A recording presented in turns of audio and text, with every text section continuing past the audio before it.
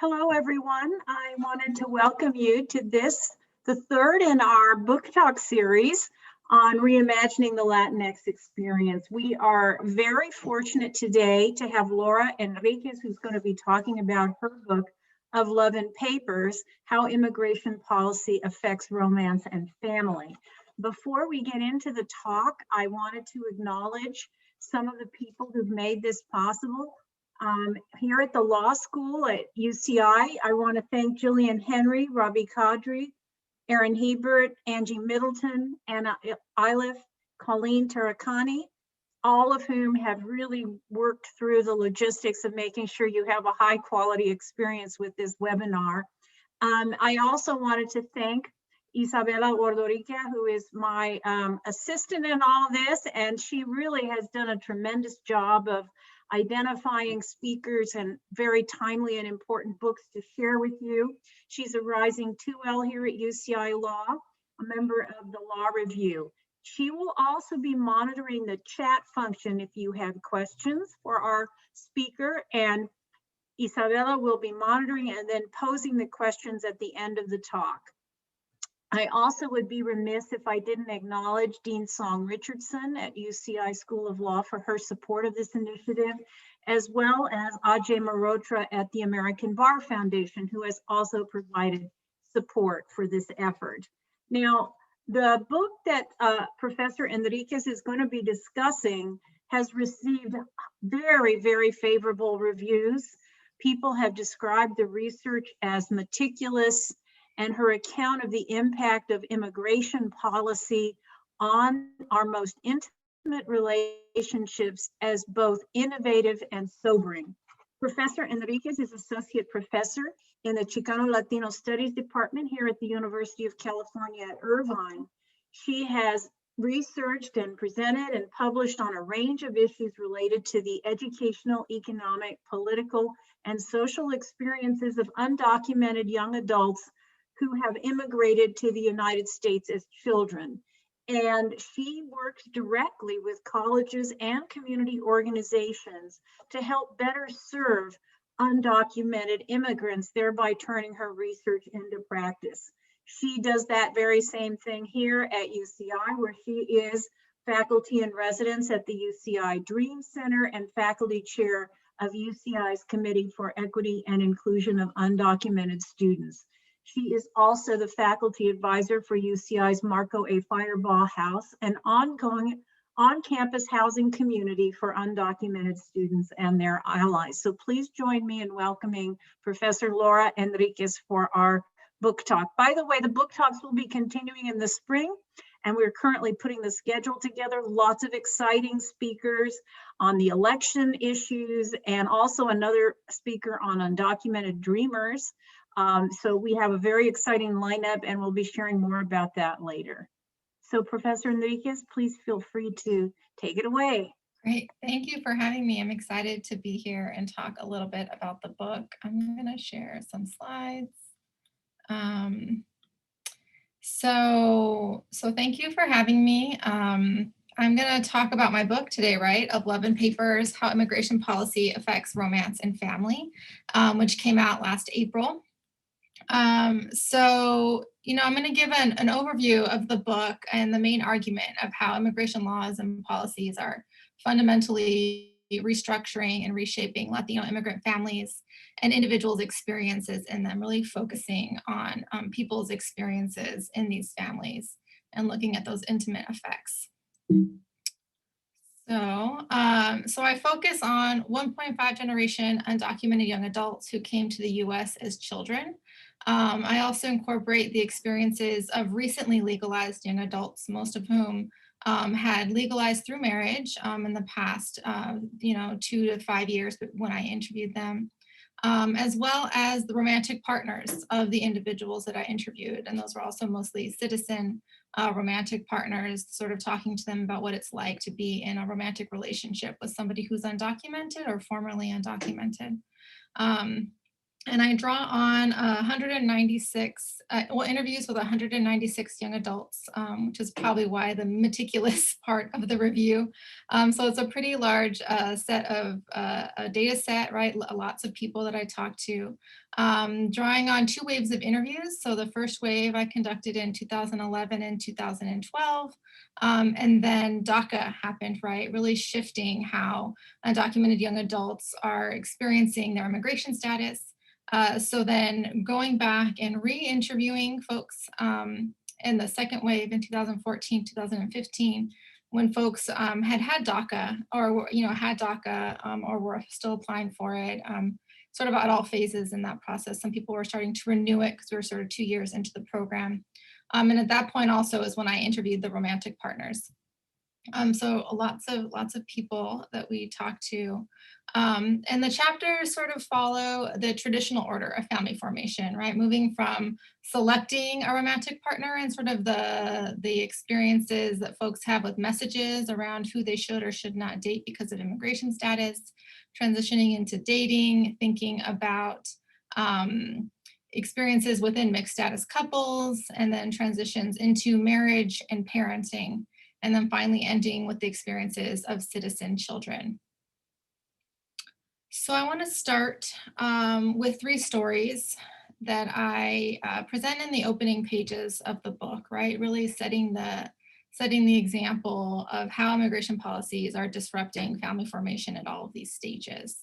So first we have Daniel, who talks about how his status made it difficult to date. So he talks about not having a car, so he couldn't pick up someone, which is pretty expected in Los Angeles, right? Having a car because of the lack of public transportation. But he refused to risk driving without a license and getting a car towed and having to add up all those expenses. So pretty much, rode his bike everywhere or took the bus. In addition, he talked about how going out was expensive, right? And something that he felt like he couldn't do all the time because he was working minimum wage at a fast food restaurant. So not really having the money to engage in these activities. And then when he did go out to places like bars or restaurants, not being able to purchase alcohol or having to sort of reveal his undocumented status because he didn't have a California ID, right? He had a Mexican passport, and sort of having to manage that that lack of expected ID in these spaces could propose sort of stigmatizing experiences. So, all of these things he'd had to navigate, he was in his 30s. So having to negotiate that and really being rejected by women because of it. So really thinking fearing, right, that another girlfriend would think that he wasn't good enough, and really because of that and deciding not to date for a long period of time. So we also have Regina, who talks about her marriage. So she talks a lot about how her undocumented status led folks to doubt her intentions for getting married because she was going to marry her citizen partner they got engaged a couple of months after starting to date and then planned to get married within a year. And during her engagement party, one of her really close friends sort of jokingly asked her, cut the bullshit, just tell us the truth. Are you getting married to fix your papers? And sort of finally vocalizing a question that a lot of folks were thinking about, right? Is she just getting married to fix her status because her partner was a citizen? And this really set the tone for her wedding and for her marriage. Even though at the time that she thought she was going to be unable to adjust her status through her husband because of the complicated experiences of that process. And even though she actually ended up being able to legalize her status and that process ended up shading a lot of their early marital life together. And then finally, we have Luis, who was in his early 30s, and for a good portion of the interview was holding his daughter and was actually holding her and playing with her while he talked about having delayed having children past when he wanted to because he feared separation through deportation, right? Finally deciding that he wasn't going to delay anymore, but now feeling very guilty about being the father to a toddler who he felt like he couldn't raise in the ways that he wanted to because he couldn't provide for her. And really talking about feeling like she was being punished for his undocumented status, and feeling like that was his fault, right? Not necessarily society or the law's fault, but they really had internalized that guilt. And really wondering about how his status was going to harm his daughter as she got older. So these stories really illustrate the main argument of the book, that immigration policies are cultivating enduring consequences for undocumented young adults and their families. And this is really important because it's reproducing persistent marginalization within Latinx communities, right? Half of the Mexican and Central American immigrant population in the US is undocumented, and about a quarter of Latinx children have an undocumented parent, right? So this is like undocumented status and mixed status families are very prevalent within the Latinx community. And these enduring consequences of this status is really what's at the heart or part of, right, the reasons why we have a lot of persistent marginalization within these communities.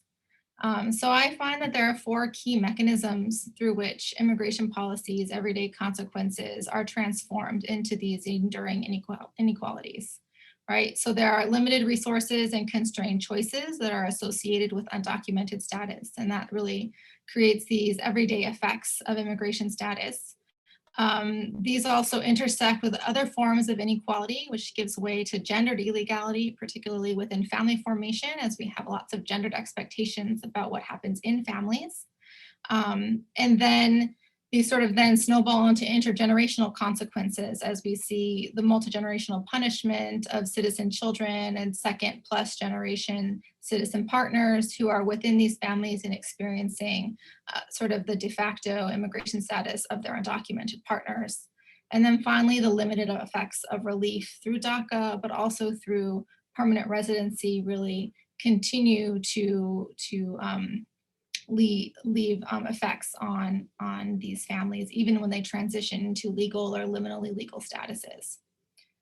So, so I'm going to sort of talk through these mechanisms and give some examples from the book to sort of, give a sense of what's going on in each of these phases.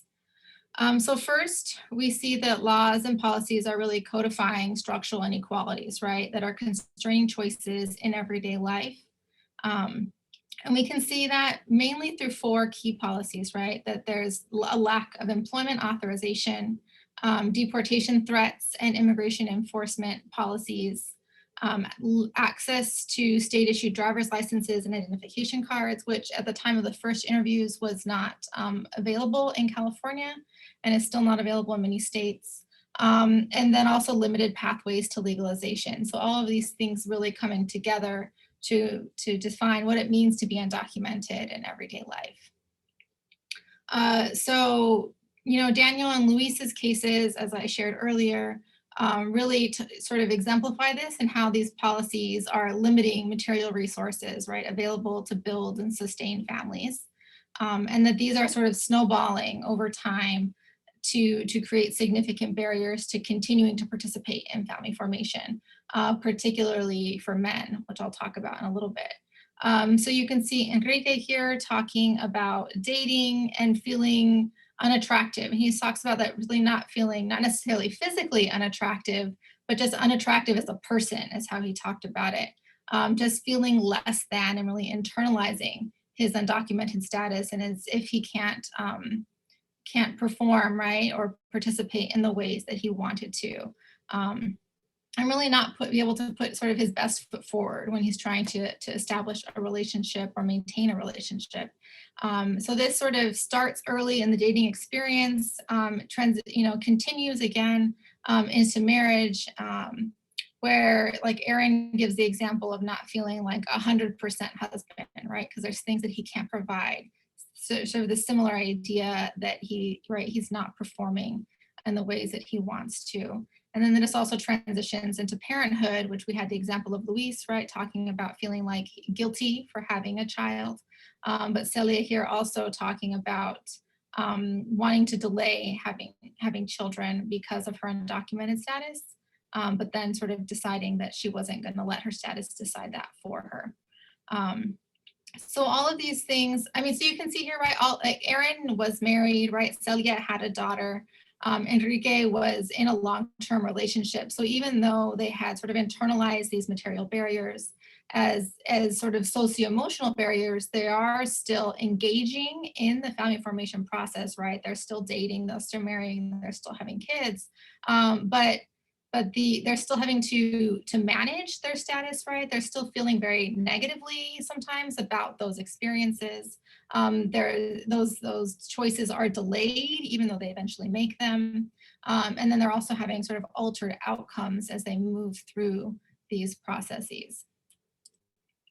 And then we also see effects of limited pathways to legalization constraining choices around dating and marriage, right? So there are a lot of myths that portray marriage to a US citizen as a quick and easy pathway to legalization, which we know is not the case, right? It's a very difficult and complicated pathway that's not available to a lot of undocumented immigrants. But that still exists as a myth that folks have to negotiate. So Daniel gives an example of how that sort of trickles into partner selection and messages about partnering. So he says, he talked about his ex-girlfriend who was a citizen, that it was her mom thinking that I'm just trying to get her pregnant or married for papers. With my current girlfriend who's undocumented, her dad is like, you should just marry someone who has a good job and papers and can fix your status, right? So undocumented young adults are having to navigate these messages that are condemning their partner choices, no matter what it is, right? It's either that they're being used or they're not making the right choice, they're cutting off their legalization options. I mean, even though they're able to negotiate these, right, and having to deal with them with their partners, they're really establishing relationships on shaky ground where they're having to navigate, you know, sort of messages from external sources, but also with their partner, and having to convince their partner, right, that it's for love and not for papers. And this persists through dating as they, you know, approach marriage and even once they are married. It also affects marriage decisions and the marriage sort of process, right? So Rosa, who is a citizen partner of a recently legalized respondent, talks about not having a wedding when she got married, that they went to the court, right? It was just him and his parents, because they weren't ready to have a wedding, but they needed to legalize his status. So this was a really common strategy that folks have where they had two weddings. And one was like the real wedding and one was, you know, just the paper wedding, or, you know, so it was very complicated where they're having to negotiate their wedding decisions and their wedding stories. So even when Rosa and her husband were recounting their wedding to me, they presented different dates for their marriage, right? Because he was focused on the courthouse wedding and she was focused on the real wedding, right, the second one. So really having to negotiate this and really having these policies shape the timelines of their relationship. Other folks also fast forwarded their relationship, so got married sooner than they anticipated, sometimes pretending that they were still just dating, even though they had married and started legalization paperwork with the intention of later having sort of the real wedding. So sort of second, we see how gender impacts what this process looks like, right? Really complicating the constraints associated with undocumented status because of hegemonic gendered expectations around family, right? That men will be providers and women will be dependent caretakers. And we see this sort of throughout for men as their provider expectations sort of increase throughout the family formation process, right? So Ivan talking about early on, as he's starting to date a woman, having the fear that she's going to think less of him. And then that sort of sits in the back of his mind as he tries to date her, right? Take her out, avoid, you know, sort of canceling dates here and there when he can't pay for them, and trying to find ways to negotiate his status early on and still feel like he can provide in the way that his date expects, even if she doesn't necessarily expect that, still feeling like he wants to do that. And then this leads a lot of men sometimes to delay the marriage process, and then also, right, delay parenting and feel negative about that parenting process as these provider expectations sort of demand men to make additional, more long-term commitments to being able to financially provide in a very constrained financial context. Whereas women, when they're dating, right, in that early part of the relationship, really not having to manage expectations that they are providing, right, or even necessarily are equally paying for events, even if, or, dates, even if they might expect that from themselves, they're more able to negotiate, right, when they can't pay. The only time really that women talked about feeling constrained by their status when dating was around activities that they were participating in, right? So Mercedes gives the example of going out to a bar that her partner, right, this new guy that she was dating wanted to take her to this cool new place that he had found, and her being anxious about if the place was going to accept her matricula, right, her Mexican ID. And when it was rejected, what she anticipated, sort of, was sort of, she said to her her date, "Welcome to my world. Like, this is what it means to be undocumented." But instead of having very negative effects, she was impressed by the way that he reacted, right? Just, taking her somewhere else, feeling very badly, sort of trying to support her. And actually, this doesn't necessarily endanger her relationship, though it may be stigmatizing, right, to be denied access, or he could have, reacted in a negative way. But when that happened, women sort of anticipated, that was sort of, dodging a bullet, because they realized that the partner wasn't going to be supportive early on.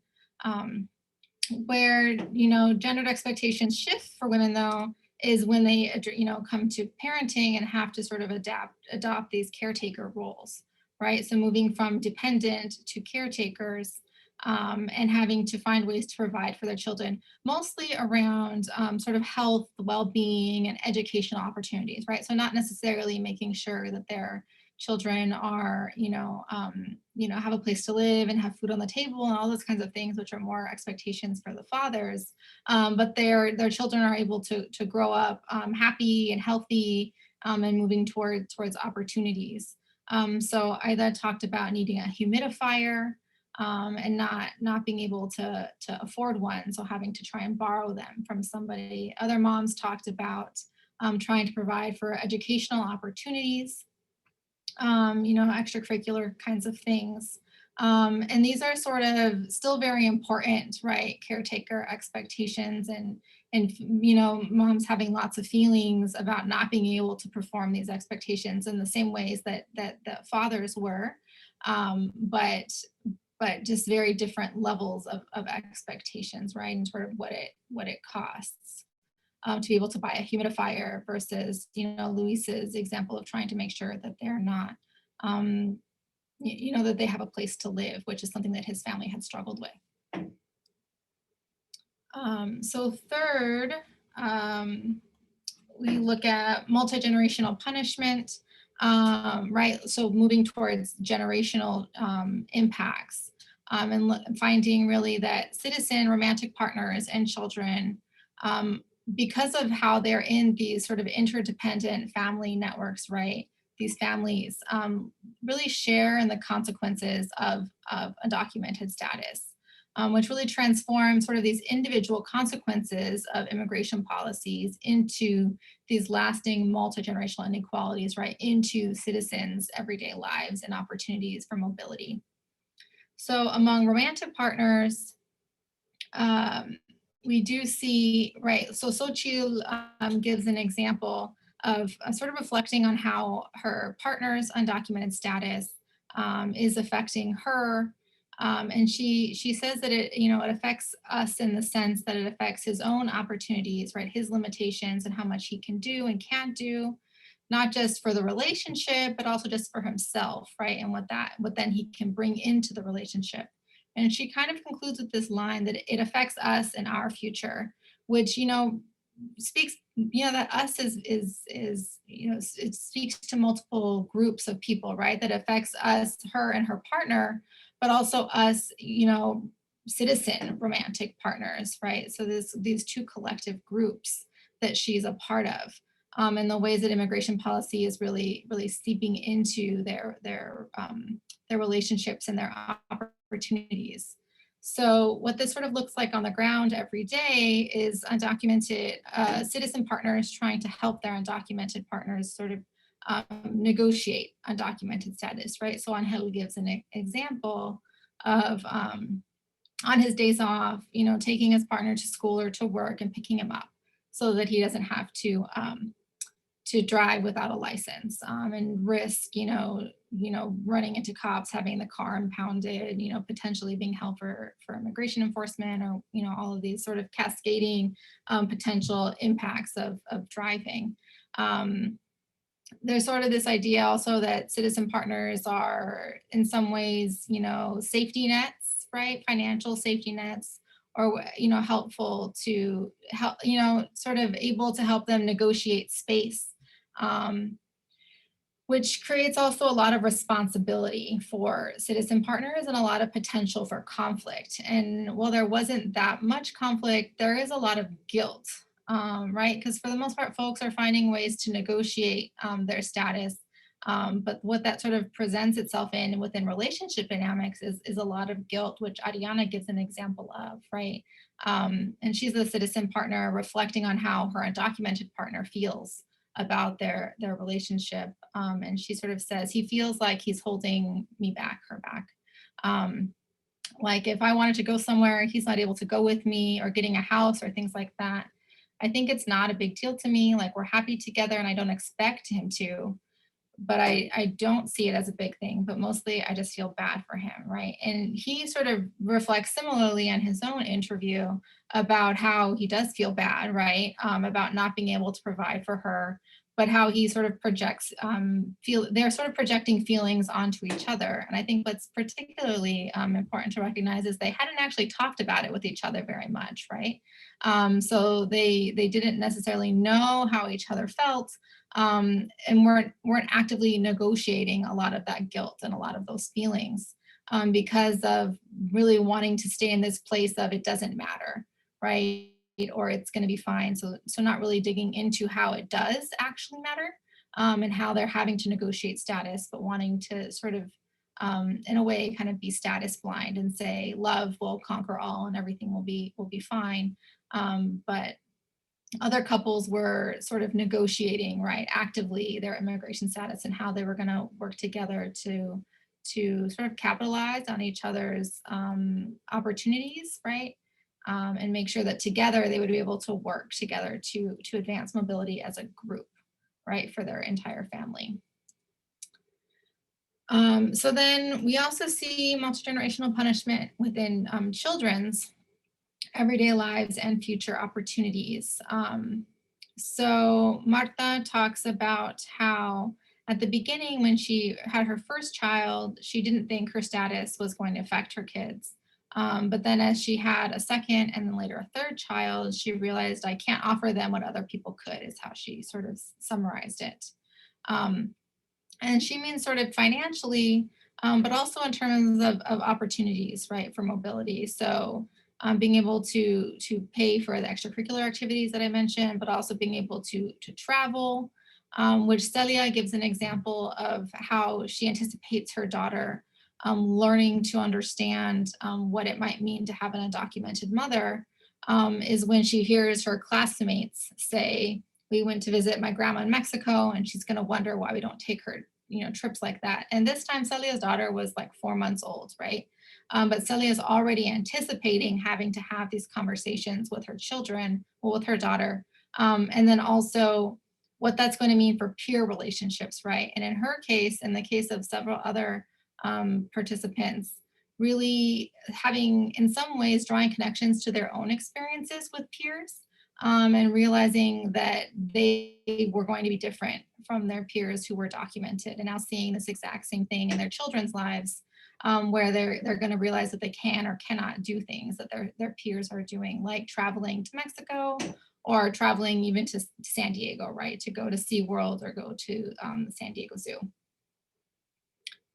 So Alicia also talks about how her daughter, who's 9, really is now coming to understand what it means to be undocumented. In this case, sort of learning that her mom is always watching for police while driving, and now helping her mom with that management strategy, really adopting it for herself, right? So now looking for police, notifying her mom, and then telling her to pull over so that she doesn't get caught. Parents also had to negotiate talking with their children about the potential for deportation and figuring out to talk to them about that or not, and really finding that that was a very complicated decision to make about whether or not they should talk about it and then what specifically they could share, and not really knowing how to plan for that possibility. Right, so we can really see these policies creeping into very personal and private corners of everyday life, right, within families. And we would expect, or at least hope, that this would get better with more inclusionary policies, right? And Daca offers us an opportunity to test this and sort of see if it does do that. So we go back to sort of the first 3 cases, right? So Daniel, who talks about the benefits of Daca, right? So now having a stable income, working at a nonprofit, having a California ID, deciding to learn to drive, planning to eventually get a car, and really having this peace of mind associated with Daca.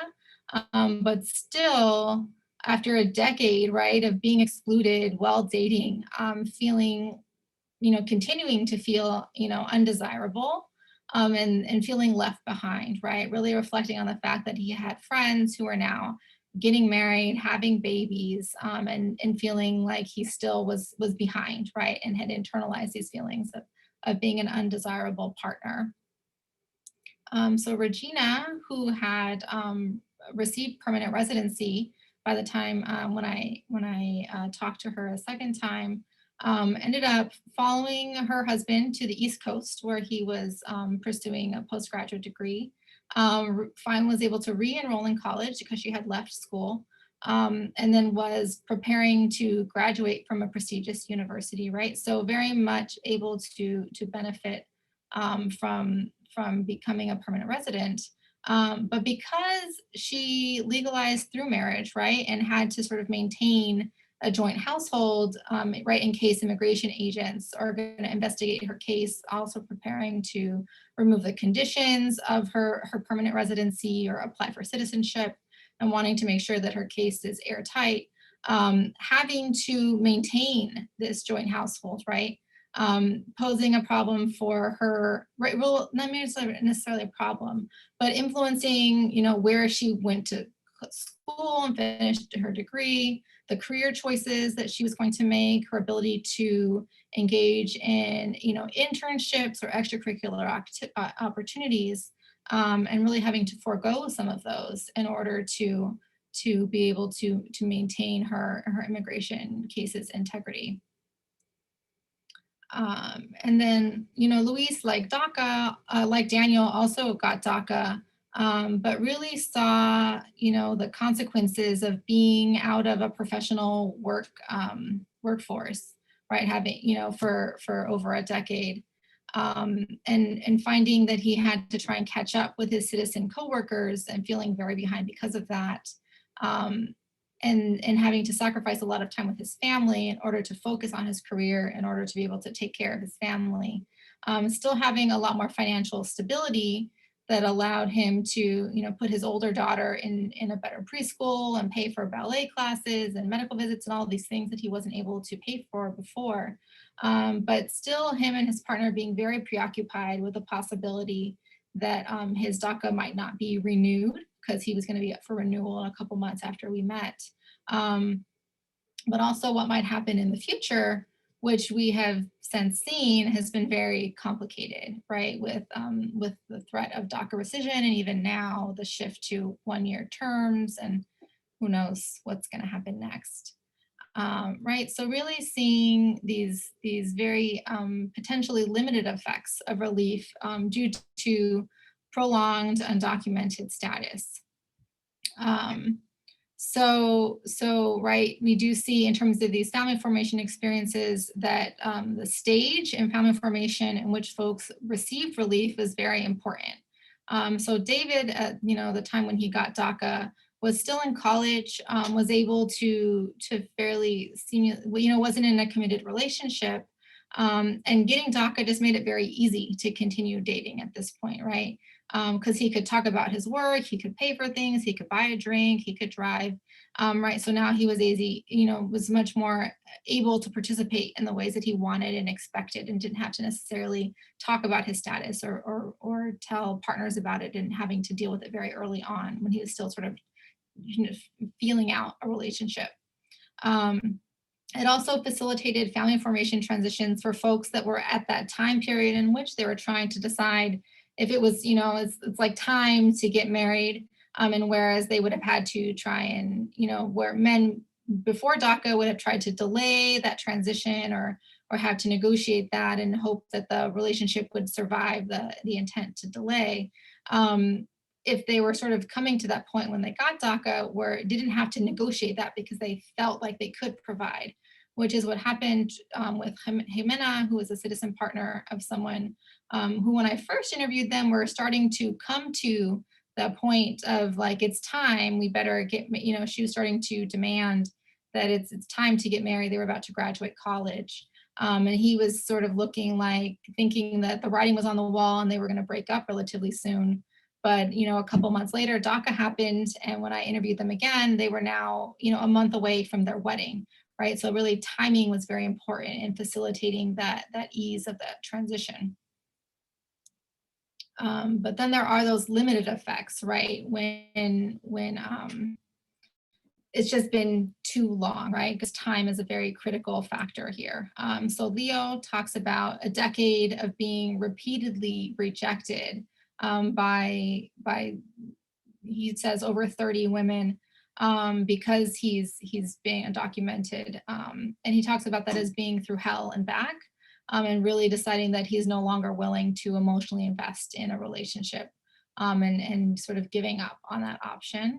Tanya talks about the aging of citizen children, right? So not being able to counteract years of the multi-generational punishment because their kids have already experienced it, already been denied things. In her case, talking about not being able to take her son, now being able to take her son to SeaWorld and Legoland, but he's 13 at this point, and doesn't want to do these things anymore with his mom, right? She's still trying to relive the things that she had to deny him when he was 8 and trying to fit in with his friends. But now sort of that's already shaped his early childhood experiences. It's too late is what she kind of says. And then we also see, the difficulty of being married and trying to pursue your dreams, right? And having to So Sophie talks about that, right? Getting married. She's the citizen partner of someone who's undocumented, and they got married as they were finishing college, and having to build their careers together while being married, and having a very hard time trying to negotiate those two things at the same time, and thinking that it would have been better if they had been able to spend their time building their careers, focusing on themselves before having to try and be married and learn how to be married, and that takes a lot of time. So in conclusion, right, we see that these sort of four processes lead immigration policies to cultivate these very enduring consequences for undocumented young adults and their family members. I think it's important to recognize that these are very context specific, right? This is Southern California, young adults with DACA, right? So it's a very inclusive context, and it can look very different in more exclusionary contexts, with less protections. And I think it also speaks to the importance of thinking about policies to promote resilience within mixed status families, right? So the importance of sub-federal policies that can create inclusionary context can mitigate some of these effects in some ways. The need for social programs to facilitate integration, both, while folks are undocumented, right? So access to things like WIC and things to support families in that way, but also programs, post DACA or post legalization to help folks integrate into US society in ways that they had not been able to do before in the same ways. It also, tells us a lot about family-based immigration policies, right? So we do have, at least still, family-based immigration policies that value, family ties, but that's sort of also the reason why, right, we're having to tie marriage to legalization, which then has other sort of compounding effects.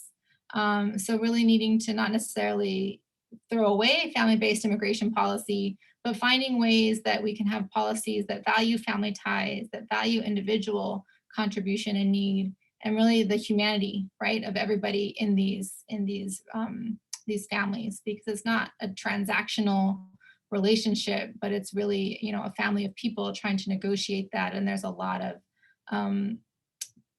there's a lot of realness in those relationships that have to be put together with this policy context that doesn't make sense.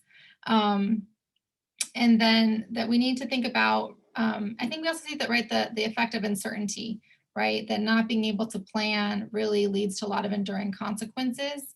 And that's it's something to be paying attention to, because all of the legalization programs we've seen proposed in the past couple of years have been very long, 10, 13-year pathways to citizenship, and really needing to guard against such uncertainty, so that folks can really, commit to pursuing and using their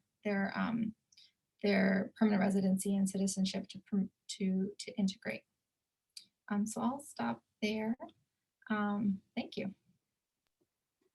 Well, thank you, Professor Enriquez, for a wonderful talk. Really, really interesting. I know we're going to have people, if you want to submit your questions, please use the chat function, and we're going to be monitoring that. While we wait for your questions, I actually had one related to COVID-19, because under the CARES Act, I believe that households with one undocumented parent were ineligible for the stipends that went out. And in addition, even DACA recipients were ineligible for emergency loans if they were in colleges or universities. Yep. And so it does seem that it was targeted, because even if you had a legally present parent or you were a citizen child, the presence of one undocumented person in the household was enough to make you ineligible. So I didn't know if you wanted to comment on that. Yeah, I think that's a prime example, right, of multi-generational punishment and the ways in which policies are very much shared within families. And in this case, right, very intentionally ways to marginalize immigrant and Latino families who are, have at least one undocumented person. And I'll say, we were surveying UC and Cal State undocumented students when COVID started. And part of our survey since COVID happened was to include questions about how immigration policies were affecting students. And that's by far is what undocumented students, but also we were interviewing we were surveying US citizen students who have at least one undocumented parent. And it's those groups are very similar in terms of how they experienced COVID and what they were feeling marginalized by in this context. Isabella, I think we have a question now in the chat. So our question is, if someone with DACA marries an LPR, can they begin to process their own LPR? I'm not a lawyer, so consult a lawyer is what I've learned to say first. So I think, I mean, right, all of that is very context specific, right? It's due to your individual case. One thing that did happen with Daca that I do talk about in the book is that Daca changes all of these things, right? Access to a work permit, access to a driver's license, but also it creates in some ways a way to bypass the 10-year bar, right? If you are able to pursue advanced parole, leave the country with permission, and then enter with inspection after that process, right? Which is that by itself, right? Advanced parole is a very complicated process. So that would, if you had a bar, a 10-year bar because of how you entered the country, and that was going to previously not allow you to legalize your status through a citizen partner, then, or I guess a permanent resident too, but it would be faster with a citizen partner, that created a pathway to counteract that 10-year bar. And I did have folks in the book who did that. So it depends, but yes, for some people, they were able to do that.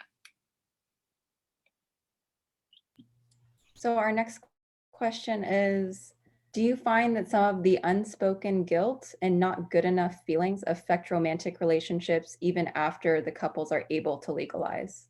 Yes, 100%. I think there's a lot of that. Also having to, so the marriage myths that I mentioned in the beginning, right, affect who folks are choosing for relationships, but there are also things that reemerge later on into marriage, right? Even if folks have been married 10 years, have been together forever, delayed marriage for years so that intentionally to avoid these assumptions that it was for papers, right? But still in moments of frustration, right, things come out, and often sometimes those things were marriage myth baggage is what I talk about it, right? That you've got your papers, you're a citizen now, like you can just leave, kinds of things, and undocumented partners or formerly undocumented partners still feeling like they have to prove that it's real. In considering the current socio-legal context, how do you suspect relationship and marriage experiences being affected? For example, do you think there are perhaps more pressures to get married right now to secure keeping the family together, but do you anticipate violence within relationships arising or other consequences? Okay, so I hear two questions, one about violence and one about the current context. Yeah, I think, I mean, just anecdotally, I feel like the 2016 election, like post Trump's election, there was a lot more let's get married conversations happening. Even amongst students, like that students I was talking to. So I do think that there is a lot of conversation that happens because of context that creates this threat. Whether folks follow through on that or not, I don't know, because it's so complicated, right? If it's actually a possibility or not, in their particular cases. I think in terms of violence, I don't actually find a lot of intimate partner violence or family violence in the folks that, right, that's not something folks reported. There were some folks who were in previous domestic violence situations with partners. In some cases, putting that on status, in some cases not. So it wasn't something that was particularly prevalent, but it's definitely something that was possible. But also that women talked about, but didn't necessarily feel like they felt that there were avenues, right? That there were U visas and VAWA programs that would help them to negotiate that, where undocumented men felt particularly vulnerable to accusations of being perpetrators of domestic violence, even though in the one case that I did have where I felt like there was intimate partner violence in a current relationship, it was the citizen woman who was being abusive toward the undocumented man, but him feeling like his being a dark brown man who was undocumented couldn't say anything and couldn't have access to protections because of being a brown man. Did you notice if there was less support from the family for female citizen partners marrying undocumented partners as opposed to male citizen partners marrying their undocumented partners? Yeah, I feel like just in general, there was a lot of negative messages about anybody's immigration status. I think that the alignment with gendered expectations definitely is in there in some ways, but it also just had to do with whether they expected them to be able to fix their status, right? Even though that wasn't necessarily a possibility. But there was a lot of expectation that no matter the gender of the citizen partner, that they should be the one fixing, right? Like it was their responsibility to fix it, even if that wasn't necessarily a possibility for that couple. And then This person writes, thank you, Dr. Enriquez. Can you elaborate on the significance of thinking through the structural barriers through an intersectional lens?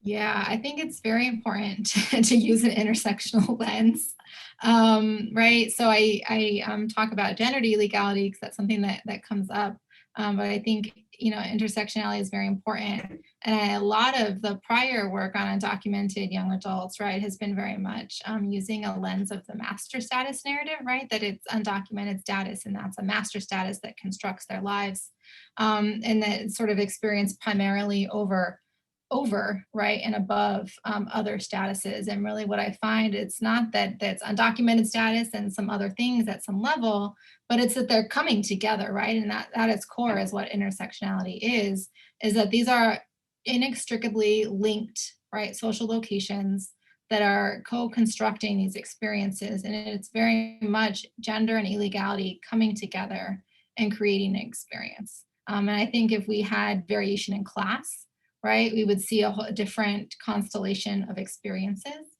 We see that with immigration status, Daca and non-Daca, but I think even with LGBTQ identification and straight identification, like there's just a lot of other structural inequalities that are really shaping how folks are experiencing illegality, but not necessarily in an additive kind of way, but very intersectionally. This person writes, thank you for the great presentation. Did any of the families use/have access to mental health resources or a marriage family therapist to address some of the stressors of their lives? So one family talked about seeking therapy. I don't remember if it was both of the partners together or just he was, so Luis and the examples from the talk talked about that in particular. But nobody else necessarily talked about seeking mental health services. It wasn't really a topic of the interviews. So I can't say for sure if they were or were not. But I definitely think folks would have benefited, right, from having a culturally competent marriage and family therapist. I think that subsequent work that I've done with undocumented college students and mental health services, we've had a lot of conversations about why folks don't access undocumented mental health services, and there's a lot of concern around stigma or misunderstandings of undocumented status, and those are also reported. So there's concern that might happen, and then folks that have sought services talk about their status being misunderstood or being stigmatized. And I would imagine that also would very much happen in these cases, particularly because of these very prevalent assumptions that you can just fix everything through marriage and then it'll be fine afterwards. So I think we'd have to do a lot of, I think there's a lot of work to be done around the fact that like fixing it doesn't happen very easily. And then it doesn't also just magically get better, right? That it's still haunting couples and needs to be negotiated. Did you have couples where one partner disclosed their status late in their relationships, or does having to navigate barriers come early in the relationship? So it was, I mean, so it's harder for men to delay, well, I guess anybody can delay disclosure, right? I think it's a little bit harder for men because they have to find ways to negotiate it and avoid it. But because they have these provider expectations, they're able to pick the places and decide that they're going to drive, or, you know, that either they're going to take the risks or they know how to manage the risks. So they can avoid disclosure in some extent if they're willing to continue to take all the risks.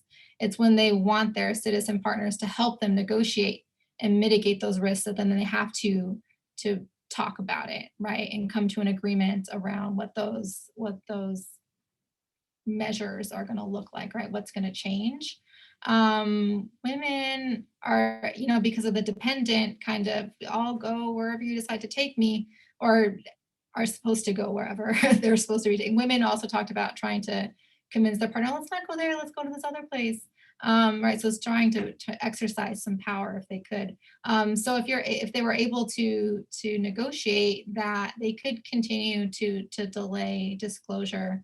I mean, folks did delay, right, until they felt a little bit more comfortable in the relationship, or like it was going somewhere, so I better say something.